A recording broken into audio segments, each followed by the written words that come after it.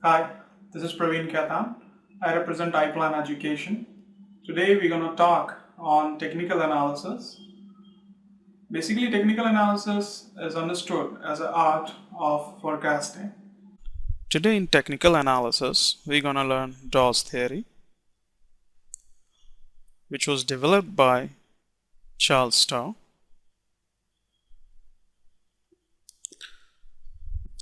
And he was the publisher and founder of the Wall Street Journal. Today we're going to learn few tenets of Dawes theory. As per Charles Dow and his first tenet,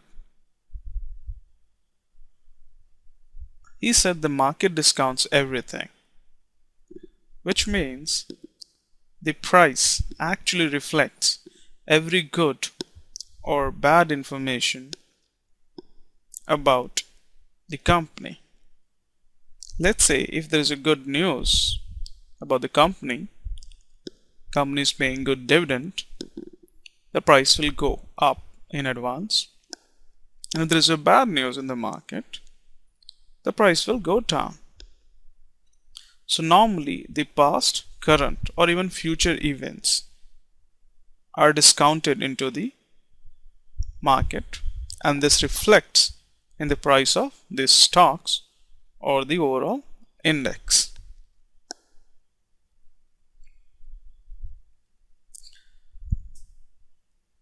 The second tenet is about trends. As per Charles Dow, there are three kinds of trends. One is an uptrend, the second one is the downtrend, and the third one is sideways. So in any time frame, price will go either up or towards down or hover sideways. You can see another example here. We see the price is going up, so there's an uptrend. However, there's a correction in the price. This is called a price retracement or correction. This is not a downtrend. Normally it's very short. Normally correction happens when there is a long uptrend. Normally at this level, investors, those invested at the initial level, they try to book profits, and in those situations price corrects, and this is also said price retracement.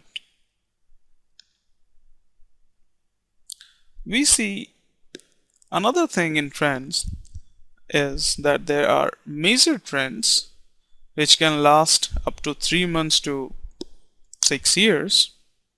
These are normally called major trends, and then we also see minor trends with those major trend. So if you see here, there is a long major trend which is going into an uptrend, and there is a minor trend which is a downtrend. You can see here there is another minor trend which is a downtrend.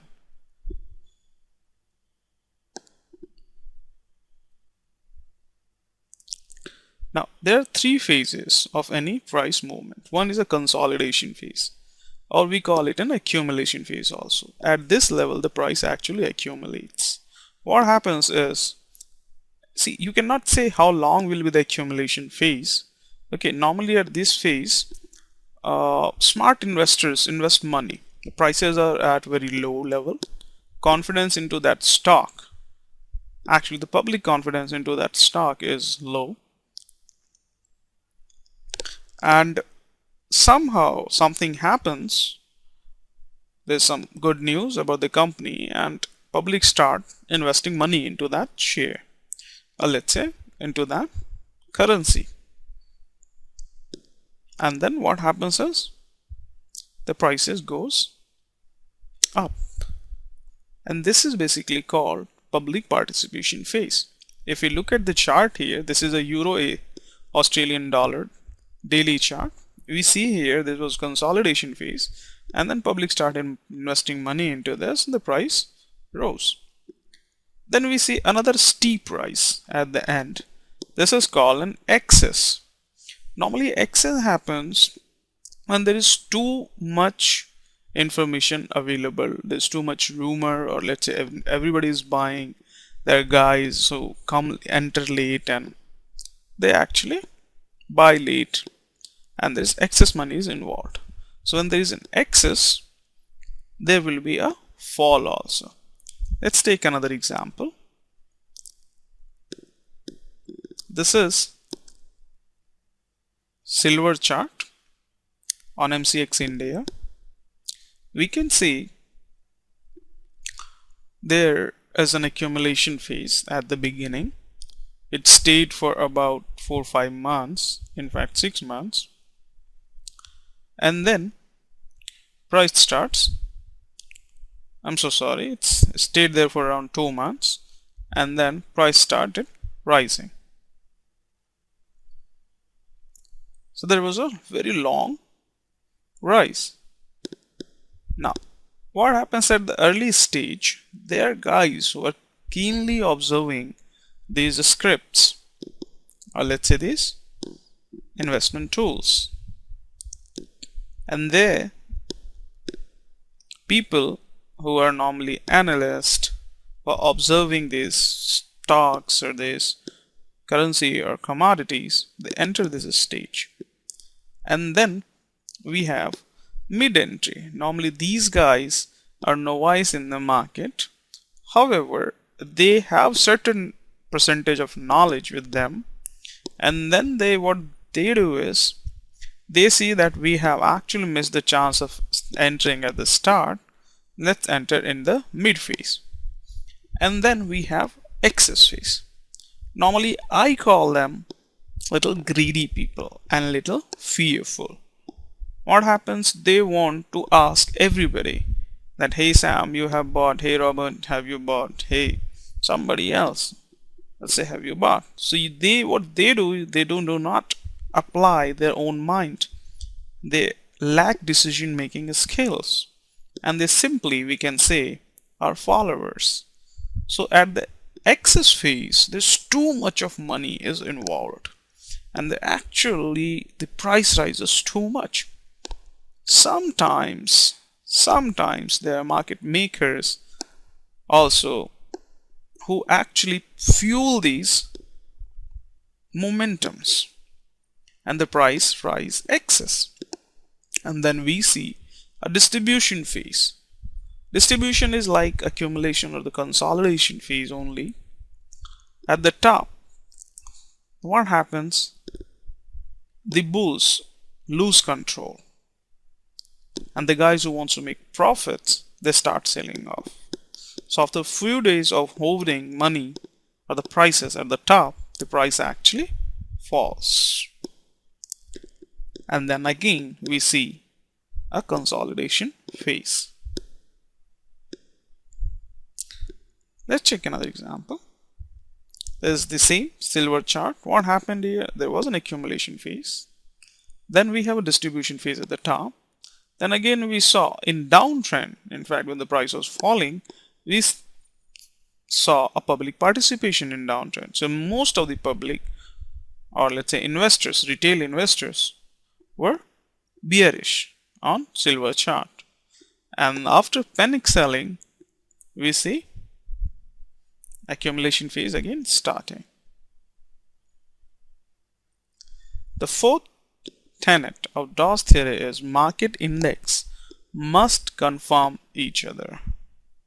So let's say if we take two examples here, we have one Bank Nifty, which is a banking index on National Stock Exchange India, and then on the down, the below chart is Nifty, that is the major index comprises of 50 stocks and almost 60% of the market capitalization.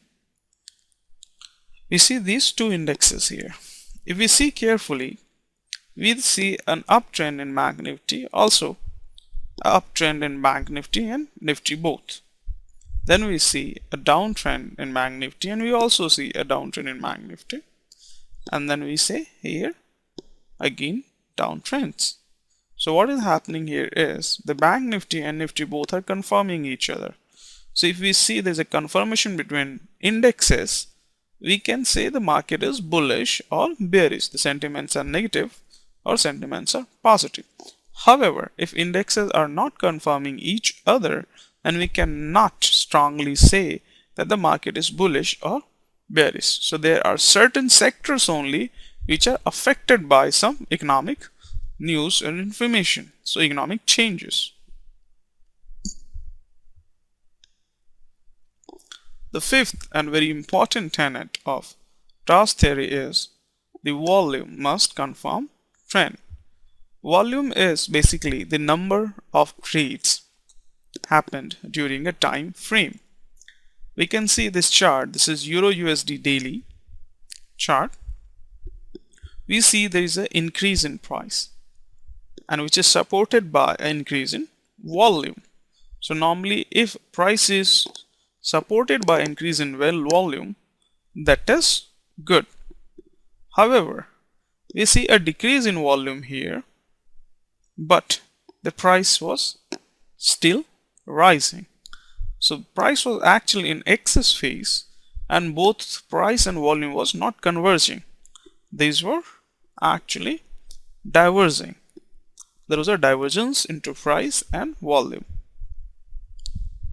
So what happens if there is a divergence? We can say the momentum has lost its gas, and actually this will come down, and after few days we can see that the price actually came down.